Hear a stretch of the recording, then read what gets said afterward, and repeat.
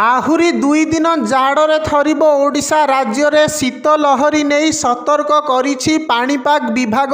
ଏହାପରେ ଶୀତରୁ ଆଶ୍ୱସ୍ତି ମିଳିବ ବୋଲି ପାଣିପାଗ ବିଭାଗ ଆକଳନ କରିଛି। ବର୍ତ୍ତମାନ ରାଜ୍ୟକୁ ଉତ୍ତର ପଶ୍ଚିମ ଦିଗରୁ ଥଣ୍ଡା ଓ ଶୁଷ୍କ ବାୟୁ କ୍ରମାଗତ ପ୍ରବେଶ କରୁଥିବାରୁ ଏଭଳି ଶୀତ ଅନୁଭୂତ ହେଉଛି। ଏନେଇ ଆସନ୍ତା 24 ଘଣ୍ଟା ପାଇଁ 10 ଜିଲ୍ଲାକୁ ୟେଲୋ ଆଲର୍ଟ ଜାରି କରାଯାଇଛି। ସେହି ଜିଲ୍ଲାଗୁଡ଼ିକ ହେଲା ଝାରସୁଗୁଡ଼ା, କେନ୍ଦୁଝର, ଦେବଗଡ଼, ଅନୁଗୁଳ, କୋରାପୁଟ, ନବରଙ୍ଗପୁର, କଳାହାଣ୍ଡି, କନ୍ଧମାଳ, ସୋନପୁର ଓ ବଲାଙ୍ଗୀର। ଏହି ଜିଲ୍ଲାରେ ପ୍ରବଳ ଶୀତ ହେବା ସହ କୁହୁଡ଼ି ଦେଖାଯିବ। ସେପଟେ ଆସନ୍ତା 31 ତାରିଖରୁ ପୁଣି ଥରେ ଆଭ୍ୟନ୍ତରୀଣ ଓଡ଼ିଶାରେ ବର୍ଷା ହେବା ନେଇ ପାଣିପାଗ ବିଭାଗ ଅନୁମାନ କରିଛି। ଫଳରେ ରାତିର ତାପମାତ୍ରା ବୃଦ୍ଧି ପାଇବ। ରାଜ୍ୟରେ କୋହଲା ପାଗ ସାଙ୍ଗକୁ କୁହୁଡ଼ିର ଆସ୍ତରଣ। ଆସନ୍ତା 2 ଦିନ ଯାଏଁ ଘନ କୁହୁଡ଼ି ଦୃଶ୍ୟମାନ ହେବ।